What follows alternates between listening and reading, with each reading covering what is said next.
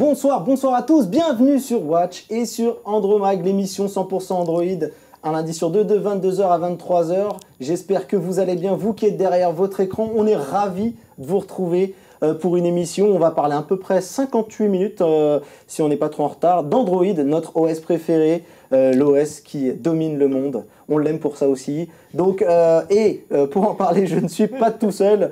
Je suis accompagné de mes amis et bien entendu, je suis ravi de retrouver Quentin. Quentin, salut, sur le comment plateau, ça va? enfin, Eh oui. Enfin de retour sur le plateau, mais ça me fait super plaisir d'être là, écoute Mathieu. Eh ben écoute, on est ravis de te retrouver, en tout cas, tu nous as beaucoup manqué. Eh ben moi aussi. En chair et en os, je tiens à dire, parce que tu étais quand même là, t'as fait les émissions. dans le cœur, on est toujours là. Exactement. Et bien entendu, je ne ferai pas cette émission sans mon compère de toujours, Jason. Salut Mathieu, ça va? Écoute, ça va bien. T'es en forme, tu fais des introductions un peu creepy, un peu malaisantes, l'OS qui domine le monde et c'est pour ça qu'on aime. Exactement, bah écoute, on fait comme on peut, on va dire. On essaie de faire tenir la baraque, la boutique. Et puis on est ravis de faire cette émission qui est la dernière. Oui, de l'année. De l'année, bien entendu. Donc voilà pourquoi le pull moche de Noël, il est là. Je l'ai sorti. Voilà, avec et le bonnet. Et le bonnet. Donc, on fait les choses bien, c'est Noël, il faut fêter ça. Hein. Exactement, les fêtes approchent. Et la barbe de Noël aussi. Exactement. Que tu as rasé d'ailleurs. Et puis toi t'es venu avec ta petite chemise, tu t'es brossé les dents, t'as fait le truc tout bien, tout propre. Et oui, parce que c'était la dernière, je me suis mis sur mon 31, tu vois. Exactement. Mais il y a le 25 avant. Et bon, après, c'est pas tout le monde qui le fait. Bon, cette émission commence de manière complètement n'importe quoi. Mais on a une bonne émission quand même. Exactement. Chargée. Je crois que j'ai entendu une fois au fin fond du web qui est par là. On essaie de retrouver Pierre-Alexandre, notre ami de chez Technoïd. On essaie de la voir là. Benji est à la régie et Thomanette, je le vois bouger dans tous les sens. Il fait ce qu'il peut. Et en attendant, on va faire le sommaire. Et bah oui. On va essayer d'invoquer Pierre-Alexandre en attendant dans une séance de spiritisme. Mais bon, pour ce qui est du sommaire, on va parler de Honor qui va annoncer prochainement son nouveau téléphone haut de gamme, le Honor View 20. Puis on va parler également de Samsung qui a dévoilé lui un téléphone avec un petit trou, des petits trous. Voilà, ça va être l'occasion de partir sur un débat sur les téléphones, non pas en coche mais à petits trous, parce que ça va être la petite tendance de l'année 2019. Exact. Et oui. Et puis on va parler après des Jabra Elite 65T. Voilà, que tu as pu prendre en main, j'allais dire PA, mais non, Mathieu. Que j'ai pu tester, ouais. Et tu as pu tester, voilà. Exactement. Puis après, on va parler de OnePlus, qui a annoncé une nouvelle édition de son OnePlus 6T. Voilà. Édition McLaren, édition spéciale. Que Quentin nous a apporté, oui. Voilà, elle nous a apporté et puis qu'il a pu un petit peu prendre en main. Voilà. Absolument. On va revenir sur ce bel appareil. Et donc en plus, j'ai ramené le OnePlus 6T ici pour qu'on ait une vue de comment il est en version édition McLaren par rapport à la version normale. Et après, on va parler du Meizu 16. Exactement. Avec Pierre-Alexandre qui est ici présent en plus. Exactement, avec Pierre-Alexandre qui arrive pile au bon moment. Puisque c'est toi qui vas nous parler du 16e. Salut PA, tu vas bien? Bah écoute, ça va. Enfin la fin de... Comment dire, d'un gros mois de travail. Oui, c'est ce que j'ai vu sur ta chaîne. Donc ce qui fait que ça va. Enfin le repos arrivé, ça fait du bien. Le repos du guerrier. Et je suis avec vous. Bon bah voilà, c'est cool en tout cas. Bien entendu, je l'ai peut-être pas dit, mais c'est important. Vous pouvez nous retrouver un peu tous sur le web. Quentin avec sa chaîne Quentin. Exactement. Non, Atizelbrek, c'était l'ancien temps ça. Et maintenant c'est juste Quentin, c'est ça la magie, c'est que c'est juste facile. Exactement. Et puis nous sur Restez Connectés. Et oui. Et puis Pierre-Alexandre sur Technoïd, sur laquelle on a fait un live dimanche. Un peu endiablé, c'est toujours un plaisir de participer à tes lives. Donc, et il y a Watch aussi, qu'on peut suivre. Et puis Watch, bien entendu, vous pouvez suivre de toutes les manières. Tiens, on va voir si tu les connais. Alors écoutez, on va pouvoir suivre Watch sur la chaîne YouTube, sur la chaîne Dailymotion aussi, en replay sur les podcasts iTunes et puis aussi Google, ainsi que tout ce qui est Free, Bouygues Télécom et Orange qui s'affiche juste là. Je vous laisse aller checker ça et puis bien sûr, abonnez-vous à la chaîne de Watch. Exactement, c'est bien dit. Donc n'hésitez pas à vous abonner, à nous laisser des commentaires, comme on peut les lire de temps en temps. J'en ai répondu à certains. On prend en compte tous vos commentaires pour pouvoir nous aussi nous améliorer. Et en même temps, n'hésitez pas à vous abonner au podcast de Watch et de nous laisser une note. C'est très très important pour nous aider au référencement. Je pense qu'on a tout dit et on va faire une petite brève pause et on se retrouve tout de suite.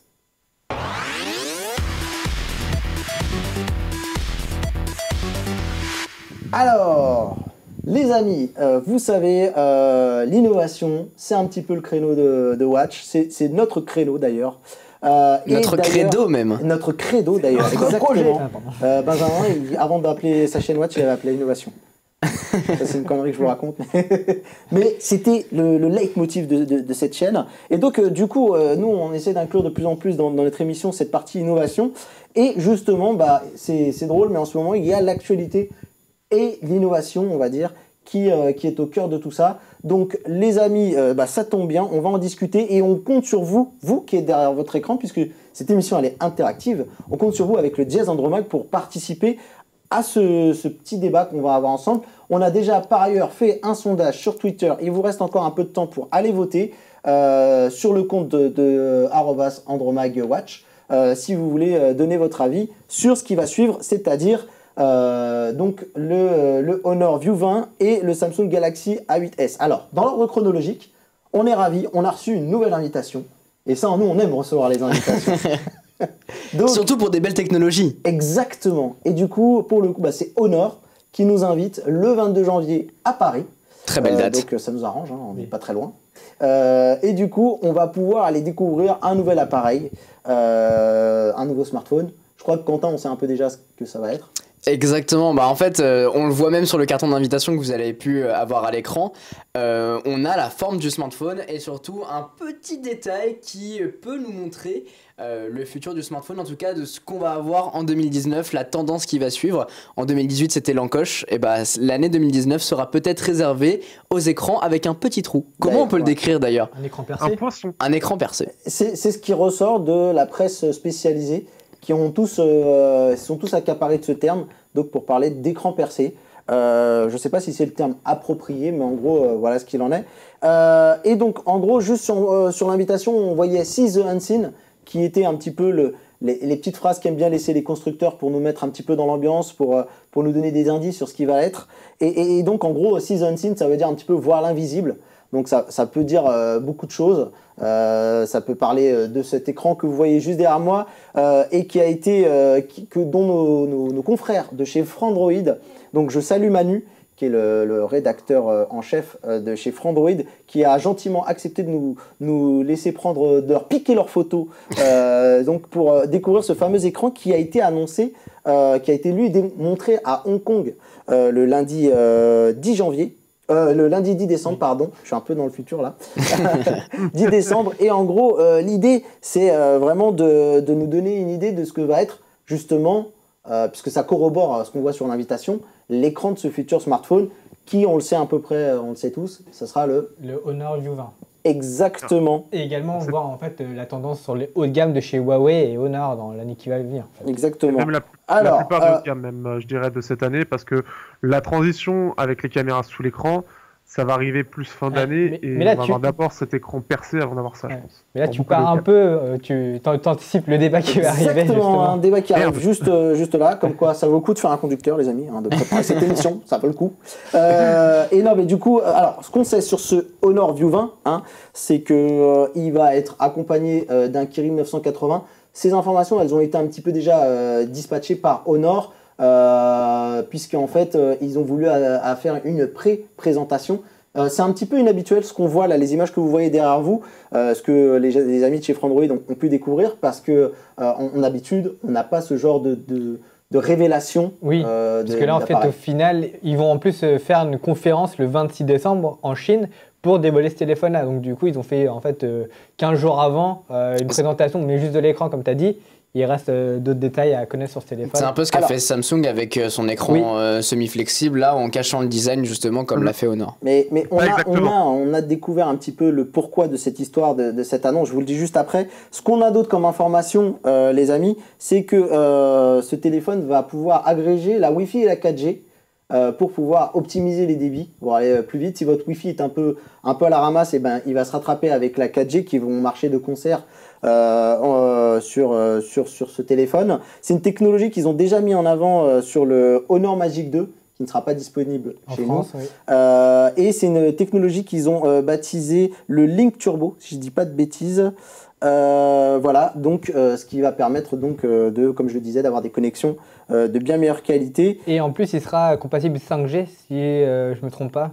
Alors, pour l'instant, on parle d'agrégation 4G Wi-Fi, donc pour l'instant, la 5G, elle est écartée. Je crois que Pierre-Alexandre, tu es d'accord que tu n'as pas d'infos, toi, sur la 5G sur ce téléphone. Pour moi, les Kirin 980 n'intègrent pas de 4G. On aura peut-être de la 5G avec les futurs Huawei, mais je ne crois pas du tout pour ce Huawei View 20, ce Honor View 20. Par contre, le truc, c'est qu'il faut aussi rappeler que cette technologie de Link Booster, c'est bien le nom que tu as donné, c'est pas quelque chose qui est nouveau.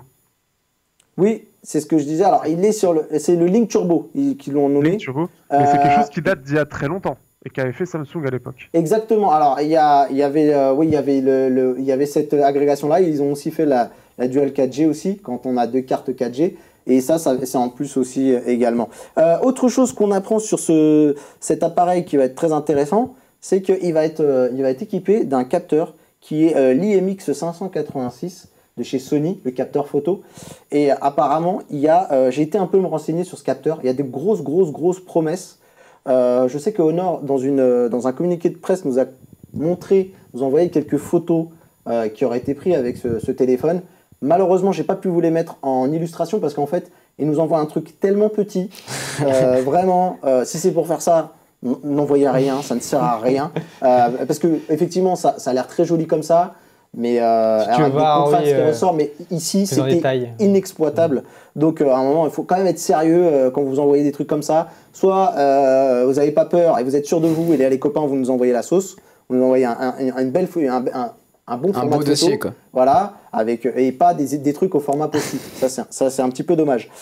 Et en gros, ce IMX 580, il va avoir la particularité de regrouper, je vais essayer de pas trop vous perdre, les photosites afin d'améliorer les capteurs en basse luminosité. Donc, on pense que ils vont essayer d'être encore meilleurs au niveau de la basse luminosité. Bien sûr, il faudra un traitement derrière de l'image qui soit efficace, mais de base, dans la puce, il y a beaucoup de technologies. C'est une grosse première pour Sony au niveau de ce capteur. Et aussi, on a une techno qui s'appelle le Quad Buyer, qui est une technologie qui va permettre de juxtaposer plein de pixels, plein d'images, et ça va permettre de restituer beaucoup de détails sur la scène. C'est un peu ce que j'ai observé sur les fameux post-it. Il y avait vraiment de gros contrastes qui ressortaient. On parle d'une plage dynamique qui va être encore meilleure, 4 fois meilleure à ce en fait, comme une HDR, mais en plus, en fait, voilà, Dynamic Range. C'est une grosse HDR bien énervée. Alors, ça peut plaire et ne pas plaire. Pierre-Alexandre, j'ai cru entendre, tu voulais réagir ? Ouais, alors déjà, le système, en fait, les 48 mégapixels, l'avantage, c'est que quand on sera en plein jour, ça va pouvoir capter beaucoup de détails. Et le fait d'avoir le côté, ça va être un peu comme du HDR++, donc comme ce que fait Google avec les pixels.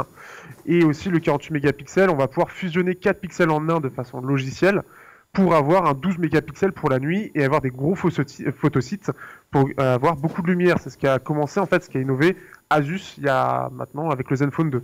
Donc ça date pas d'hier. Oui, parce qu'en fait, le fait de regrouper des pixels, c'est quelque chose qui date, comme tu dis, depuis pas mal de temps. Il y a par exemple HTC avec l'Ultra Pixel, si je ne me trompe pas, la technologie où ils utilisaient, à l'époque, c'était 3 capteurs photo regroupés en un pour faire un cliché. C'est encore autre chose, ça. Alors oui, là, mais je veux dire l'idée de regrouper, beaucoup plus, d'agréger plusieurs images ou plusieurs pixels. Je comprends ce que tu veux dire. Après, il faut savoir qu'il y a quand même quelque chose qui va entrer en compte, c'est la taille du capteur, 8 mm. Et ça, c'est gros. Quand on voit la taille des capteurs là ici, vous avez sur les smartphones, on n'est pas sur du 8 mm. Donc là, à voir quel impact ça va avoir sur le design et sur la place que ça prend dans le téléphone en fait. Et quand tu dis 8 mm de largeur ou de diamètre ?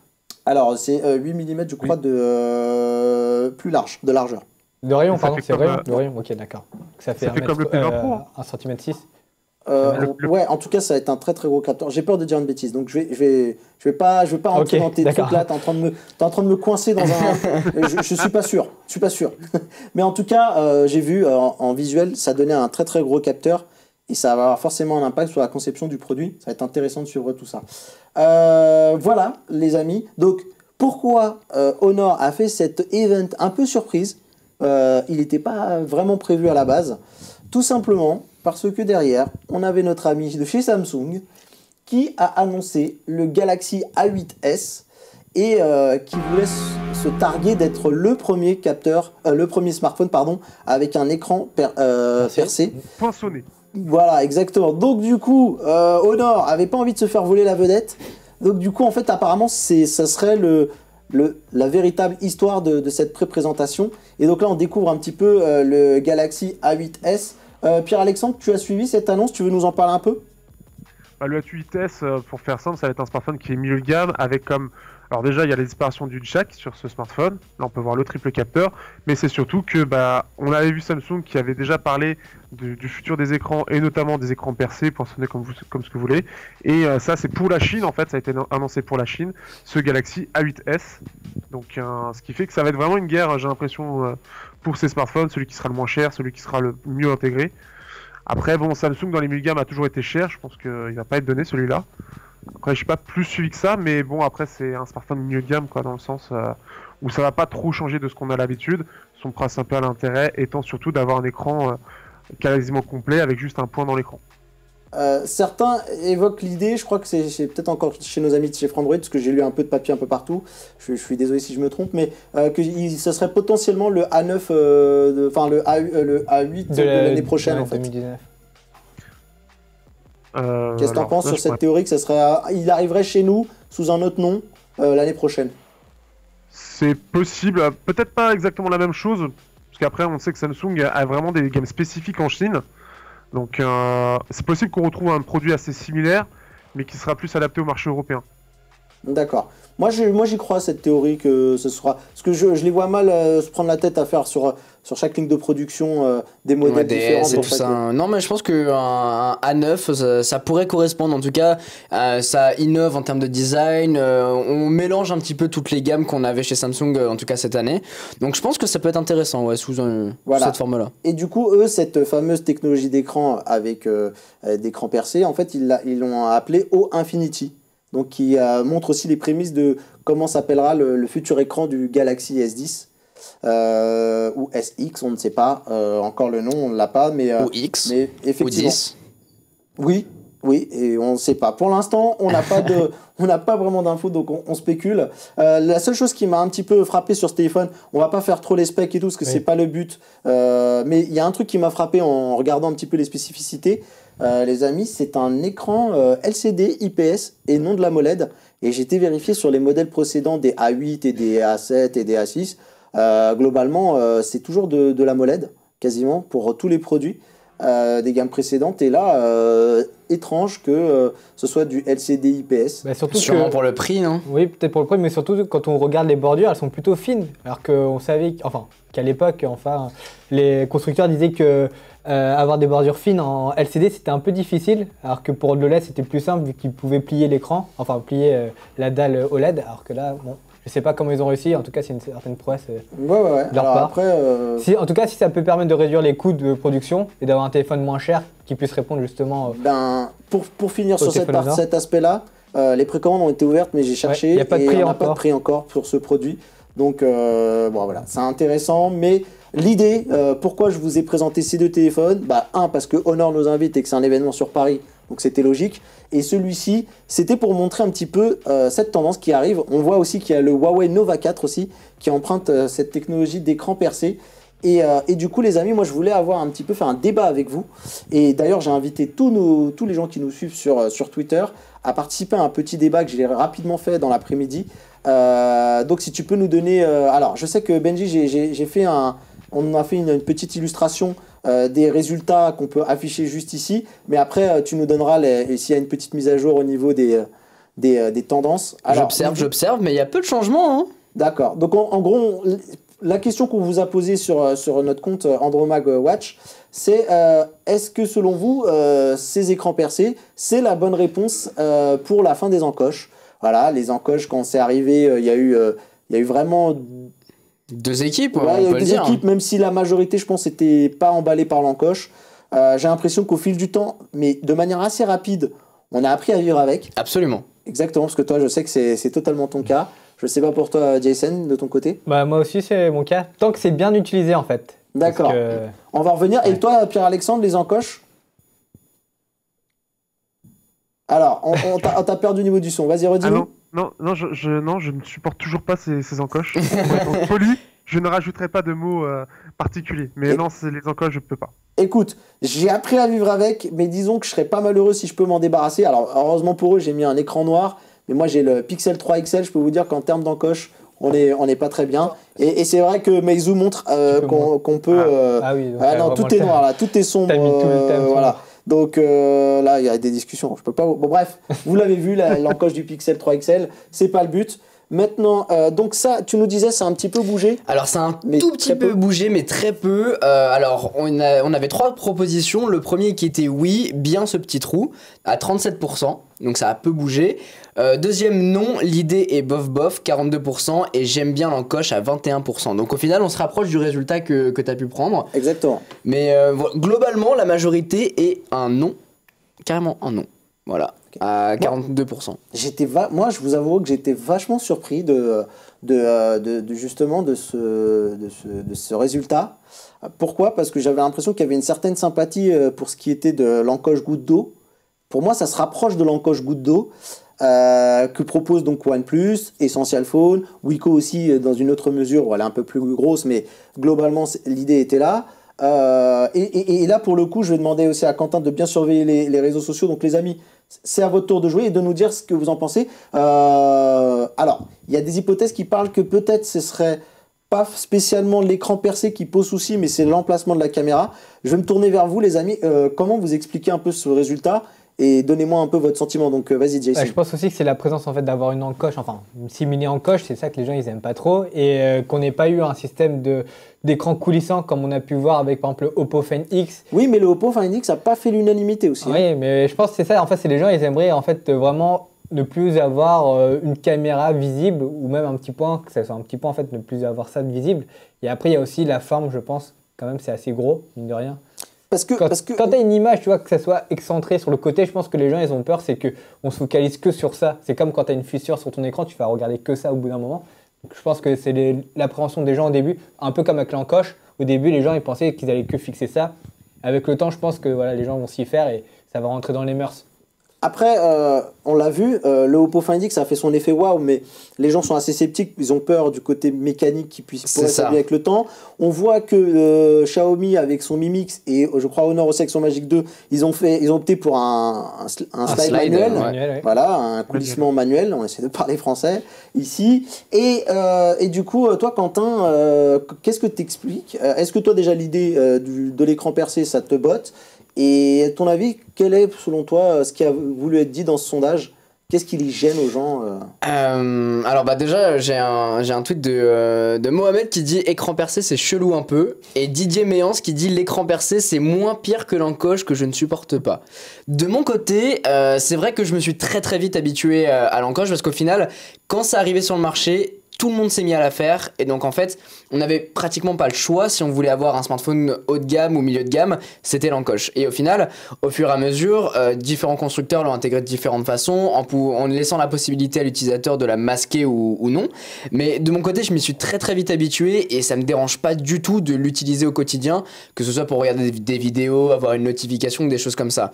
Fin 2018, on a eu un petit peu de changement, notamment par exemple chez OnePlus qui a essayé de minimiser son encoche en essayant de juste exploiter ce qui était exploitable. En tout cas, de leur côté, c'était juste une caméra. Alors que du côté, par exemple, de chez Huawei, on va avoir un capteur 3D pour la reconnaissance faciale. Donc c'est des petites contraintes comme ça qui font que on n'a pas le choix de se passer de l'encoche, alors que par exemple, sur ce A8S, j'ai pas l'impression qu'il y ait de capteurs de reconnaissance faciale, ou alors ça sera leur fameuse truc à image où en fait ça va juste être une photo de toi qui va être scannée. Donc c'est ça aujourd'hui qui reste toujours cette grosse contrainte. Si on veut avoir un bon moyen de sécuriser son smartphone, on va avoir l'empreinte digitale, mais si on veut vraiment la reconnaissance faciale, qui aujourd'hui, je le pense très sincèrement, est la meilleure façon de sécuriser son smartphone, parce qu'on le sort, ça déverrouille directement, c'est génial, et voilà, c'est ça la grosse contrainte. Aujourd'hui, l'écran percé, alors j'ai vu quelques clichés, et notamment en préparant cette émission, c'est vrai que Ça me dérange pas parce que on va très vite s'y habituer comme ça a été le cas avec l'encoche et notamment on va avoir des fonds d'écran qui vont s'y habituer, ça va être masqué au final parce que c'est un point noir donc ça sera très très vite camouflable mais en revanche ça sera pas la meilleure manière de procéder en tout cas je pense si on veut intégrer la reconnaissance faciale ou alors va falloir procéder différemment. Justement moi ce que j'appréhende c'est l'intégration de ce trou percé dans le visionnage système. Dans le système et aussi le visionnage de vidéos. Par exemple, si tu regardes une vidéo, est-ce que tout l'écran sera utilisé et donc du coup tu auras une partie de ton écran qui ne sera pas affichée parce que tu auras un trou. En plus pour nous youtubeurs ça sera une catastrophe parce que ça va être sans doute pile là où on a le truc pour s'abonner là juste en bas là. Ou bien est-ce que ça va être comme par exemple chez les Huawei où en fait tu auras une barre voilà en fait parce que le petit trou sera au niveau de la barre de notification et du coup l'écran sera éteint à ce niveau là et donc on n'aura pas l'affichage vidéo ici. Du coup ça va pas être gênant pour visionner une vidéo. Voilà c'est ça les questions que je me pose. Alors, et moi je vais me tourner maintenant vers Pierre-Alexandre pour avoir un petit peu son sentiment. Quentin quand même soulève pour moi l'un des meilleurs arguments pour, entre guillemets, les pros encoches, mais entre guillemets pour expliquer l'existence de cette encoche. Ce qui est clair, c'est que je constate que les gens se sont quand même très vite habitués à l'encoche en grande majorité. C'est bizarre parce que on a même l'impression que les gens, ils trouvent bizarre ce point. Alors que j'ai l'impression que si on n'avait jamais eu d'encoche, qu'on aurait eu ce point, on se serait peut-être très vite habitué à ce point. Absolument. Et je pense qu'on a tous eu un regard un peu bizarre, on a trouvé tout ça très bizarre, cette encoche quand Apple l'a présenté la première fois et qu'on a déjà occulté ça. Et d'ailleurs les retours étaient frappants et même on se rappelle tous de cette pub Samsung avec les utilisateurs d'Apple qui viennent avec l'encoche en coupe de cheveux et ça a été très bien repris par les réseaux sociaux qui ont mis cette même pub mais avec un point en plein milieu de la tête. Donc voilà, on se moquait de l'encoche au tout début quand ça arrivait, on se disait mais c'est vraiment bizarre d'avoir ça, on préfère avoir deux bandes en haut et en bas. Et finalement aujourd'hui ça a totalement changé, on s'y habitue, c'est rentré dans les mœurs et ce point deviendra la chose bizarre et sans doute d'ici quelques mois on aura totalement oublié. Ouais, exactement. Donc Pierre-Alexandre, dis-nous de ton côté ce que t'en as pensé. La réticence. Toi le réticent. Alors déjà il y a une chose, c'est que c'est entré dans les mœurs pour certaines personnes mais il y a beaucoup de gens pour qui ce n'est pas rentré, on l'a vu, on a entre les fonds d'écran sur les iPhones. Tu tires la couverture de ton côté là quand même. Non mais alors attends, pour finir, et aussi tu as aussi sur Android, tous les constructeurs ou presque ont sorti une solution pour pouvoir cacher l'encoche. Donc ça veut dire que pour beaucoup de gens, et il y a eu des sondages, beaucoup de gens n'apprécient pas l'encoche. Donc c'est pas quelque chose qui est entré dans les mœurs, c'est justement quelque chose qui a beaucoup divisé cette année. Et aujourd'hui, le problème du point dans l'écran, c'est quasiment le même problème que l'encoche. Aujourd'hui, effectivement, c'est devenu pour beaucoup une normalité parce que ça intègre effectivement le système de reconnaissance 3D, donc ça excuse l'encoche, même si je ne suis pas forcément d'accord. Mais le truc, c'est que le côté point dans l'écran, c'est quelque chose de nouveau et c'est étrange, comme tu l'as dit Mathieu, ce qui fait que tu as repris ce que je voulais dire moi au final, c'est qu'effectivement les gens ne s'attendaient peut-être pas forcément, enfin c'est pas qu'ils s'y attendent pas, mais ça fait bizarre d'avoir juste un point, de plus avoir d'encoche, de plus avoir de bord, alors que l'encoche, elle avait encore un lien avec la bordure. Donc ce qui fait que ça pouvait encore passer. Là, le fait que ce soit enlevé, que ce soit pas comme la goutte d'eau, c'est là que ça perturbe beaucoup les gens. Et l'emplacement aussi perturbe parce que je pense que même à n'importe quel endroit, ça passera pas. Peut-être encore au milieu, par exemple pour OnePlus, qui pourra faire le lien avec la goutte d'eau. Donc c'est quelque chose qui va encore diviser, mais je pense qu'il va moins diviser que l'encoche. Mais Pierre-Alexandre, je sais que je devrais pas trop lancer parce que le temps défile, mais on est encore bien, je pense. Une dernière petite chose. Moi, j'entends quand même très clairement, et je reconnais là un petit peu l'utilisateur d'iPhone qu'on tolère dans cette émission, et je peux vous dire que ça, c'est un bel effort qu'on fait de notre part. Il a pas faux, surtout quand même, Quentin, quand il dit quand même que oui, alors le point, effectivement, ça fait un peu bizarre. Mais l'encoche, elle est quand même là pour le Face ID, qui est une technologie quand même qui nécessite beaucoup de capteurs pour avoir l'efficacité qu'elle a quand même, mine de rien. Et celui de Huawei avec le Mate 20 Pro, c'est pareil. Oui, mais c'est ce que j'ai dit. Et en fait, c'est ce que je disais, c'est que le système de reconnaissance 3D, beaucoup l'excusent, et on l'a vu avec Porsche qui, au départ, ne voulait pas de l'encoche c'était le Mate 9 Pro, si je dis pas de bêtises, et qui, au final, l'a bien voulu sur le Mate 20 Pro, parce que, au final, comme il y a reconnaissance 3D, ça passe. C'est comme ça que pour beaucoup, c'est passé, en fait. Alors, Dis-nous si tu as des pistes sur Twitter. Si j'ai un commentaire de Android Windows qui me dit « Je suis prêt à supporter l'encoche car je reconnais les progrès de Face ID, Face Unlock, des scénarios en fonction de la personne devant le téléphone. » D'accord. Voilà, donc... Il est en train de filer un mauvais coton, Android Windows. Hein.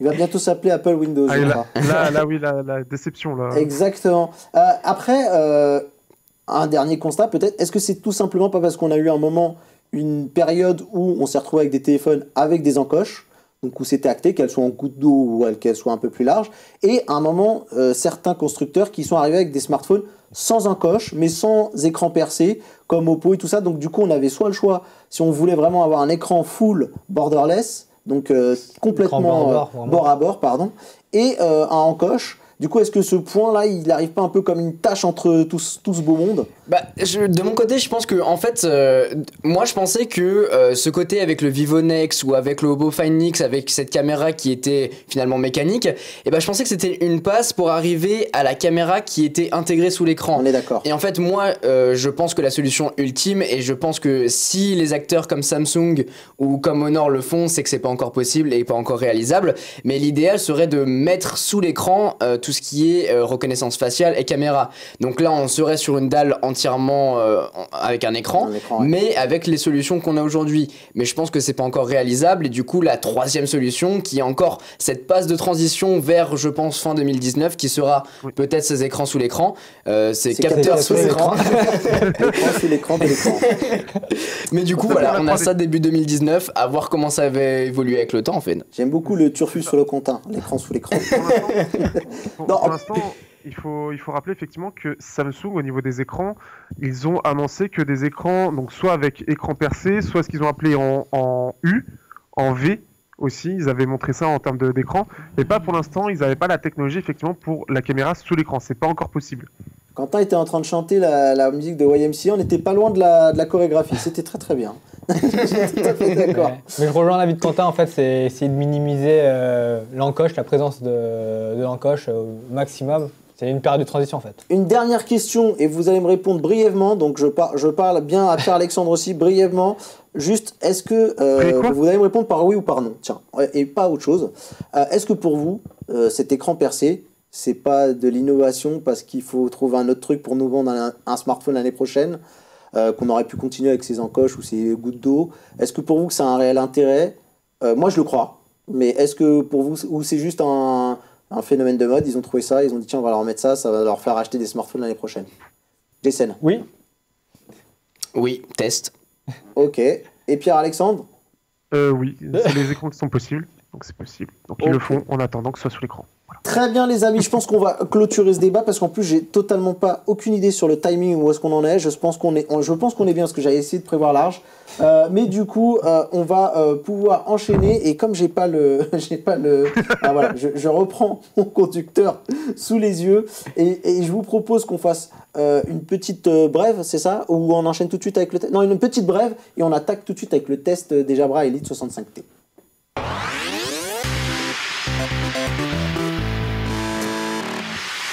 Alors, j'ai pu jouer avec ce magnifique produit de Jabra, le Elite 65T, que j'ai beaucoup aimé. Donc, je vais essayer de voir quand même ressortir les points forts que j'ai aimé. Donc, on a le packaging qui est ici.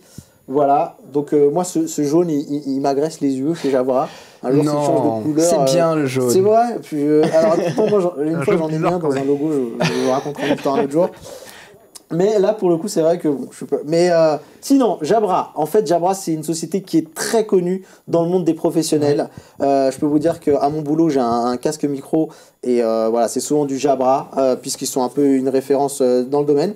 Mais ils font pas que ça. Ils font des produits grand public, dont ces Jabra Elite 65T. Toi, Jason, tu avais testé les Jabra Elite Sport l'année dernière. Voilà, et donc là, c'est la version non sport, on va dire. Tout à fait. De ce produit. Un peu remis au goût du jour dans certaines fonctionnalités. Exactement.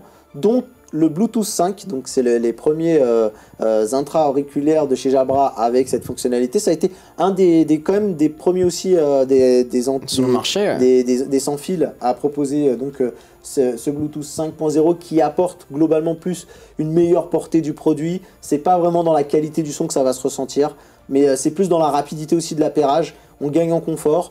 Voilà, pour entrer dans le vif du sujet, quand je les sors, ils sont en fait déjà allumés, je les mets et du coup tout de suite ça démarre. Et pareil, quand j'ai fini avec, moi je les range directement et ça s'arrête. Voilà, ça se déconnecte automatiquement. Donc ça c'est plutôt intéressant. Ils sont bien sûr fournis avec cette fameuse petite boîte qui permet justement de les transporter et en même temps de les recharger. Donc ce qui est sympa, c'est qu'ils ont pensé à mettre une petite diode que vous voyez juste ici qui sert à donner l'état de la boîte. Là, elle est dans un état en disant va pas falloir tarder à la recharger, sinon c'était vert. J'en profite pour les points faibles de la boîte qui sont du micro USB. USB-C, Jabra, là. C'est vrai que là, on est dans le futur de l'écran sous l'écran de l'écran. Donc là, tu mets de l'USB-C, Jabra. Surtout que c'est un produit haut de gamme un peu, donc... Exactement, on va donner son prix tout de suite, on va en profiter. 180 €. Et je crois que déjà le prix a un petit peu baissé, qu'ils étaient un peu maintenant, plus chers. Tu peux l'avoir à 160, ouais. 150, 160. Donc voilà. Alors, moi, j'ai des AirPods Fanboy qui me traînent autour. Et effectivement, ils ont soulevé un point qui est assez vrai. Je trouve que la boîte est un peu cheap. On entend, ça craque. Regarde. Oui.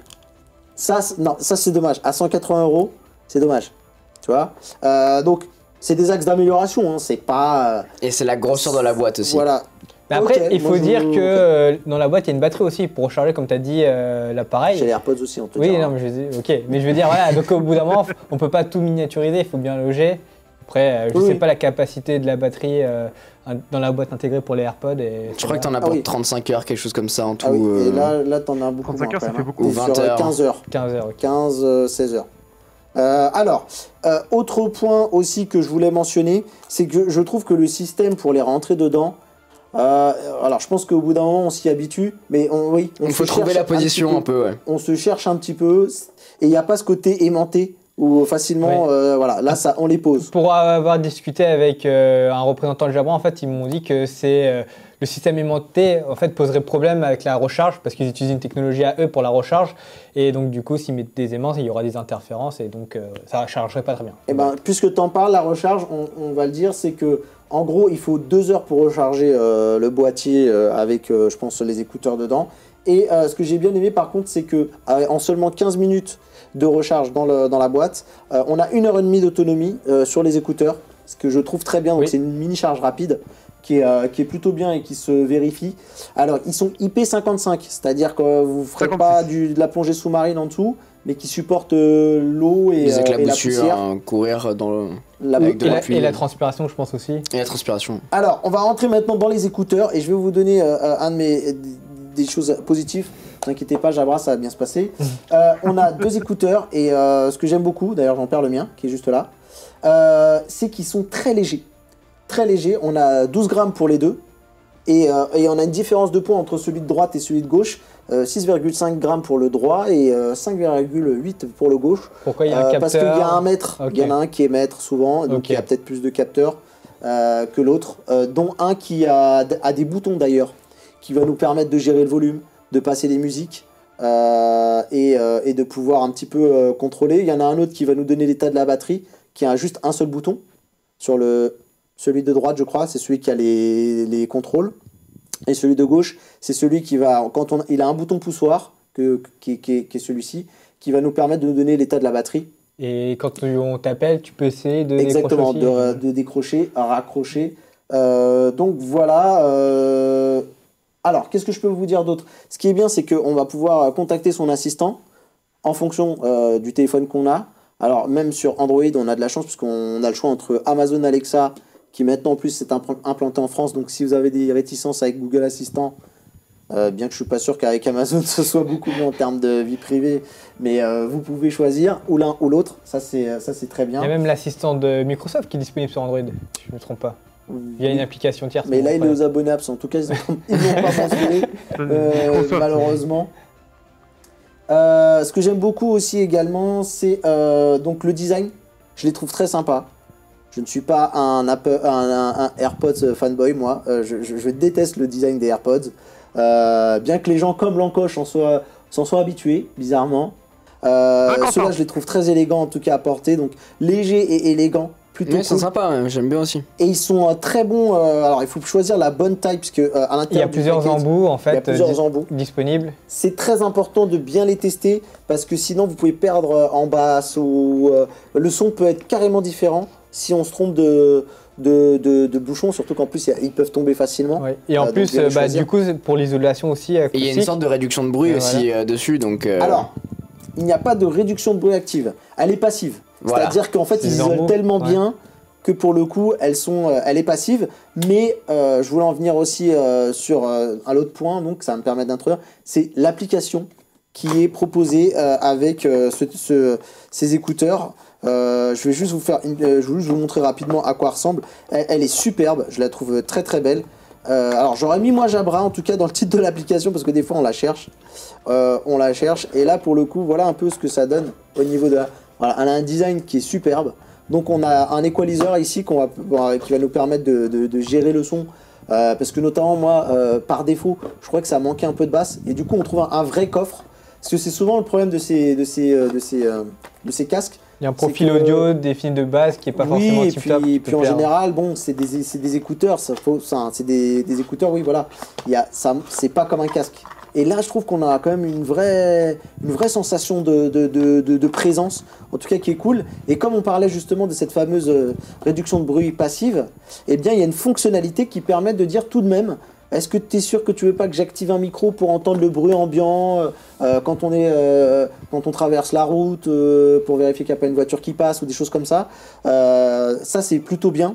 Autre point excellent, c'est du coup j'ai bousillé mes réglages. Mais du coup, attends, l'application, comme tu as dit, c'est son nom parce que tu... Ah, c'est la Sound Plus de mémoire, si je te dis pas de bêtises. Parce que du coup, j'ai mis le truc, oui, c'est Sound Plus. Parce que comme tu t'as dit justement, ça n'a pas le nom Jabra, du coup... Oui, mais en fait, au-dessus, il y a marqué Jabra Elite, machin, donc il y a le nom qui est correct. Ce que je voulais dire, je ne le sais plus, mais en tout cas, ce que j'aime beaucoup, c'est les mises à jour régulières. On reçoit quelques mises à jour régulières, ça améliore vachement de choses, ça augmente les fonctionnalités du produit. Je pense qu'il y a encore même des choses que seront capables de faire ces Jabra Elite 65T. Oui, parce qu'ils sont évolutifs, comme tu dis, on peut faire des mises à jour. Et je pense que, tu vois, ils utilisent le Bluetooth 5, mais pas complètement encore. Je pense qu'il y en a encore un peu sous le coude, qui va être intéressant. Il y a une possibilité de localiser son boîtier si on le perd. De retrouver, donc il y a une localisation si je les allume, donc là du coup elles sont allumées, et de mémoire si je vais dans localisation, si je le retrouve, et ben, je vais plus le retrouver bien entendu. La magie du alors live. déjà ce qui est bien, c'est qu'il y a un tuto, parce que des fois c'est pas toujours évident, mais il y a un tuto si on a besoin de retrouver. Alors après, parce qu'il y a pas mal de fonctionnalités aussi, voilà. avec et même pour les appareils, j'imagine c'est pas évident au début qu'on va voir. Directement ça s'appelle, il n'y a pas de où il faut appairer le gauche, le droite et tout ça, là tout se fait automatiquement, donc voilà, retrouver, c'était sur à propos, et j'étais donc retrouver mon Jabra, et du coup il localise les Jabras si on les perd. Je trouve que c'est top, et là pour le coup on est bien, elle est bien située, je valide complètement la localisation. Mais donc, après cette localisation elle est faite grâce à ton téléphone, je pense que c'est la dernière position qu'elle a enregistrée, parce que c'est du Bluetooth. Oui. Voilà, c'est ça. Exactement. Je veux dire, si tu as un téléphone avec un GPS pourri, bon... Exactement, donc c'est une vraie bonne surprise, j'aime beaucoup ce produit, et je trouve que malgré tout, on a une expérience vraiment premium, tant en tant que qualité de son qu'en fonctionnalité. C'est vraiment j'avoue, ça parle au geek quoi, ce produit, hein. Il est vraiment à la destination du geek. Je pense que les consommateurs, ils vont pas s'amuser à utiliser peut-être toutes les fonctionnalités qu'il y a, mais pour le coup, je recommande beaucoup. Alors, quelques points négatifs que j'ai essayé de trouver. Moi j'ai eu des rares micro déconnexions. Ok. Mais très rares, très rares. J'avoue, ça m'est arrivé une fois ou deux, je crois. Ça peut arriver que le gauche décroche avec le droit. Voilà. Et il m'est arrivé une fois où d'ailleurs, quand je tournais, il s'éteignait, tu vois. Et là, il fallait que je tourne la tête, et lui, il s'éteignait. Parce qu'en fait, ce que j'ai oublié de dire, voilà, je m'y retrouve, c'est que quand on retire les écouteurs, ils se mettent en pause. Et ça, pas tous les intra-auriculaires, pas tous les sans fil intra le font. Et je trouve que c'est vachement bien. Je sais d'où ça vient en tout cas. Et j'ai une question justement, comme tu voulais parler des défauts, parce que du coup, moi j'ai testé la version d'avant qui est donc l'eSport, et j'avais trouvé comme inconvénient, c'est que suivant les embouts que tu mettais, quand tu marchais, tu entendais tes bruits de pas et ça pouvait être un peu gênant pour l'écoute du son. Est-ce que toi tu as rencontré ce problème? Non. Moi j'ai bien justement ressenti cette isolation où j'ai compris l'intérêt de vouloir mettre un truc pour pouvoir entendre les bruits ambiants autour de soi, la fonctionnalité dans l'application. Pour le coup, je pense que c'est peut-être le choix des embouts et aussi la morphologie des oreilles. C'est un train, ça fait pas l'unanimité, on le sait pourquoi, c'est aussi pour ça. Donc voilà, ça a cette faculté de bien isoler, mais en même temps, il y en a qui sont pas du tout fans. Moi j'en connais, les intras, tu leur montres ça, ils prennent pas, malgré tout le... Je suis pas très intra, c'est parce que j'ai les oreilles qui sont pas compatibles avec, c'est tout. Voilà, exactement. Donc vérifiez bien que vous avez l'oreille compatible. C'est important. Que vous avez des intra-rédits. L'autonomie, donc de ce que j'ai l'air de voir, c'est que c'est un petit peu moins bon que la concurrence. Par exemple, si je prenais les premiers antipodes de Divacor et les Nomad Plus que j'ai reçus il y a pas longtemps et dont on reparlera dans une prochaine émission, oui, l'autonomie elle est un petit peu moins bonne. Après, comme ça fait un peu plein de trucs en même temps. Mais c'est surprenant justement que cette autonomie elle soit en baisse par rapport au modèle précédent, parce que moi pour les Jabra Elite j'avais 3 heures, donc c'est-à-dire qu'ils ont régressé, sachant qu'il y avait plus de capteurs. Mais moins de fonctionnalités. Bah là non, ils sont à 5 heures. Mais en fait, quand je dis que l'autonomie elle est moins bonne, c'est par rapport à la concurrence. Ok, d'accord. C'est-à-dire que moi, même tes 3 heures, elles me vont par rapport à mon utilisation, ça me va très bien. Mais pour le reste, voilà. Et on l'a dit, pas d'USB-C et peut-être la boîte un peu moins cheap pour la prochaine. Mais honnêtement, très bien. Je vous les recommande chaudement. Et je suis pas le seul d'ailleurs. J'ai cru voir mes confrères avec qui j'en ai parlé. Exactement, sous le sapin, si vous voulez vous faire plaisir, là on est dans le premium. Voilà, c'est 180 €, mais je trouve que c'est bien investi. Mais ça a diminué comme tu as dit, hein. J'ai fait une petite vérification tout à l'heure sur internet et j'ai trouvé, par exemple sur Amazon ou la Fnac, on pouvait le trouver à 150 €. Et donc aussi, j'en profite pour ceux qui sont sportifs. Il y a la version sport, donc la Elite, qui lui n'a pas du coup du Bluetooth 5, mais c'est du Bluetooth 4. Et il a un cardio ouais. Fréquence mètre, tout à fait. Et également un moniteur pour le volume d'oxygène que vous expirez dans le sport. Donc du coup, c'est plutôt pas mal. Et donc dans l'application, tout ça, on retrouve. Et il y a une application en plus dédiée au sport. Donc oui, avec un coach. Avec un coach sportif. Donc il est plutôt bien fait cette application. Donc si vous êtes sportif, vous pouvez donc vous tournez vers cette alternative qui est donc le eSport, et en plus sont prêts à diminuer, j'ai vérifié également, et il se trouve à 150 € également. Donc, moi je dis bravo à Jabra parce qu'on n'est pas loin d'un sans faute quasiment. Voilà, pour le prix, voilà, il est très bien. C'est vraiment pas mal. On y va parce qu'il nous reste peu de temps, il nous reste 11 minutes et on a 2 smartphones à montrer les amis, donc on va enchaîner tout de suite. Quentin, tu vas nous parler rapidement du OnePlus 6T édition McLaren. Il est beau, il est tout beau, il est tout frais. Il est sorti en début de semaine dernière, le OnePlus 6T édition McLaren, que j'ai pu découvrir. Voilà, j'ai fait une belle vidéo avec mon ami Jérôme Neotech qu'on embrasse. C'est la nouvelle version de chez OnePlus, une édition exclusive et extrêmement limitée.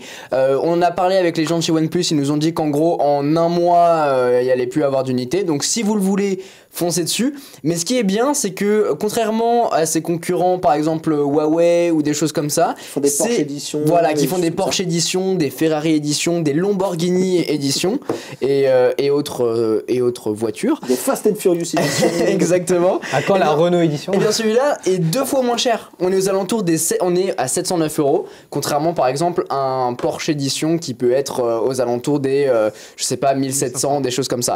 Donc on est sur une version limitée, exclusive, qui est quand même bien moins chère. Tiens, j'ai la version mat si tu veux. On le voit. Alors ici t'as la mat. Alors attends, est-ce qu'on y arrive? Alors les différences, si vous voulez, entre les trois, c'est le McLaren.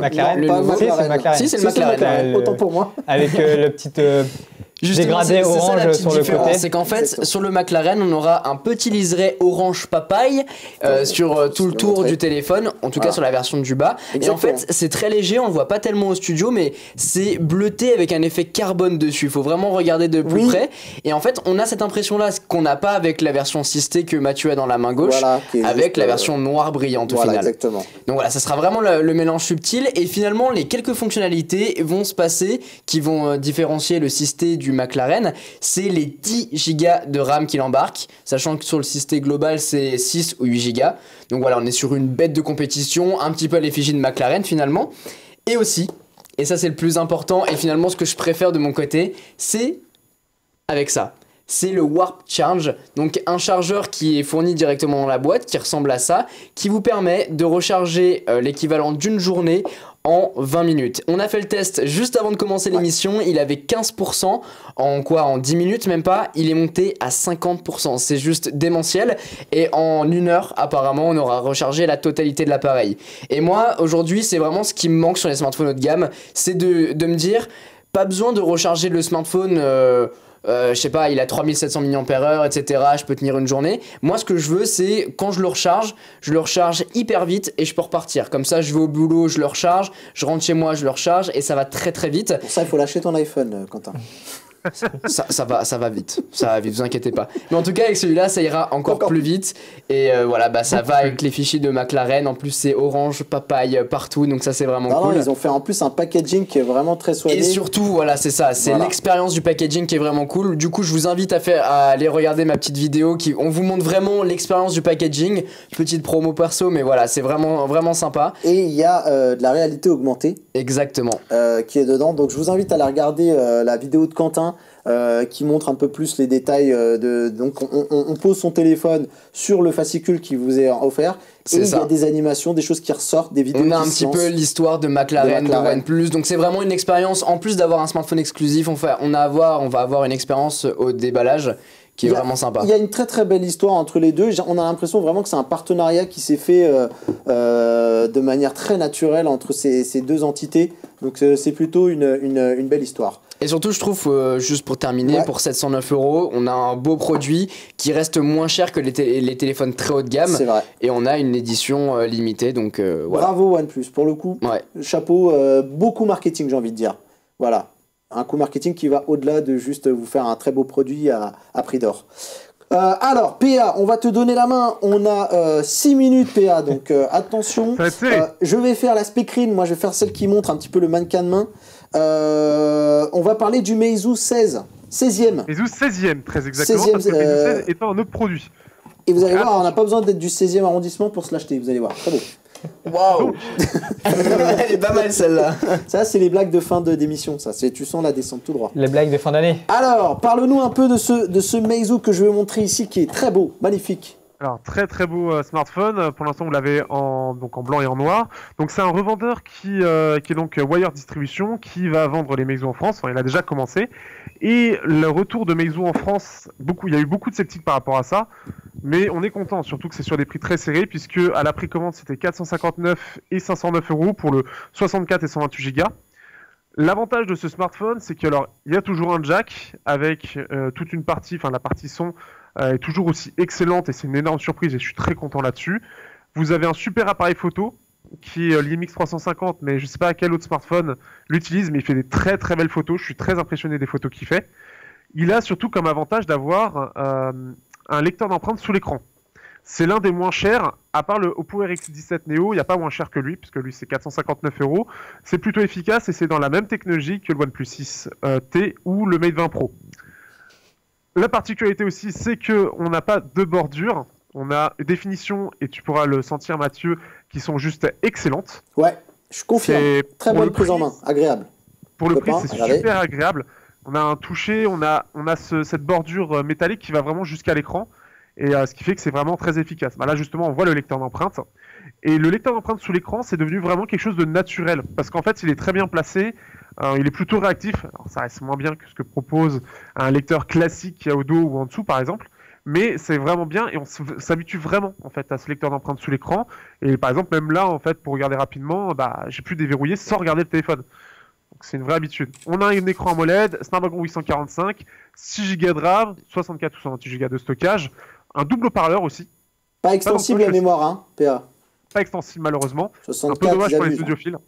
Là, surtout pour les audiophiles, c'est vraiment dommage.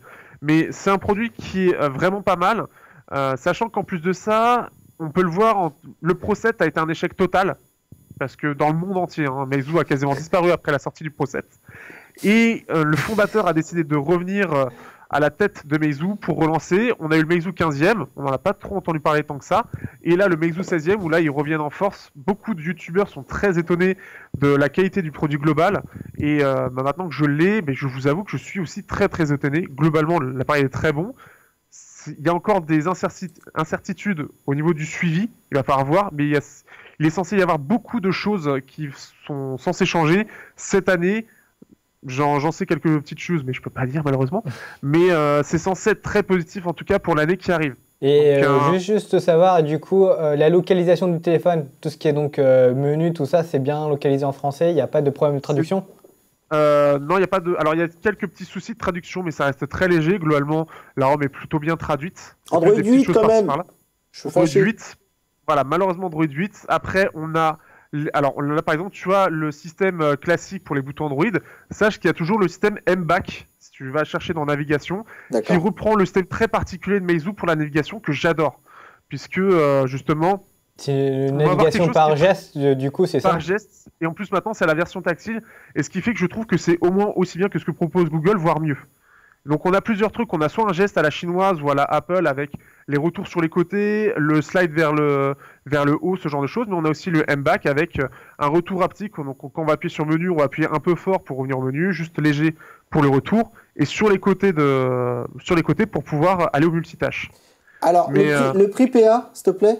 Donc, alors il était en précommande, je crois que c'est jusqu'à lundi, jusqu'à aujourd'hui. C'est 459 € et 509 €. D'accord. Et là, ça va passer à normalement 479 et 529 €. Je trouve que pour le prix, c'est un très très bon rapport qualité-prix à mon sens. Et mon test va arriver cette semaine, qui pourra vous confirmer, mais je suis très enthousiasmé par ce produit. Rapidement, Jason, là, ta première impression du produit? Il est très bonne, le téléphone est très joli, il a l'air très quali, et en photo, c'est plutôt pas propre. Quentin? Ouais, moi aussi, franchement, niveau design, je suis assez surpris. Mais pour ce prix-là, peut-être OnePlus. Ok, écoutez, en tout cas, ça reste à voir. Vous aurez les différents tests de Pierre-Alexandre. Peut-être Quentin, il se chauffera pour le tester, on verra, à voir. En tout cas, moi, pareil, j'en ai une très très bonne surprise. J'ai envie de découvrir un peu plus ce téléphone. Donc si on nous le laisse un peu plus longtemps, on vous fera un retour de notre côté aussi également. Voilà les amis, ce qu'on pouvait dire. La photo de la voiture derrière. Oui. Parce que c'est vrai qu'elle est très jolie. C'est une très jolie photo. Très bien. Oui, la photo a l'air vraiment pas mal. Les premiers essais ont l'air pas mal. On va achever l'émission comme ça, les amis. On va se dire au revoir. Merci Quentin. Et bonne fête surtout. Oui, bien entendu. Merci en tout cas d'être venu, Quentin. Mais avec grand plaisir. Jason, toujours fidèle au poste. À l'année prochaine, monsieur. Pierre-Alexandre, merci d'avoir accordé une dernière émission pour nous avant de te reposer. Merci pour l'invitation, et maintenant je vais bientôt pouvoir me reposer. On vous souhaite de très bonnes fêtes, profitez-en bien avec votre famille, vos amis, revenez en forme en janvier puisque Watch sera là, et on se dit à très bientôt pour une prochaine émission. Bonne fête de fin d'année, bisous, bye. Ciao, bisous. Bonne année.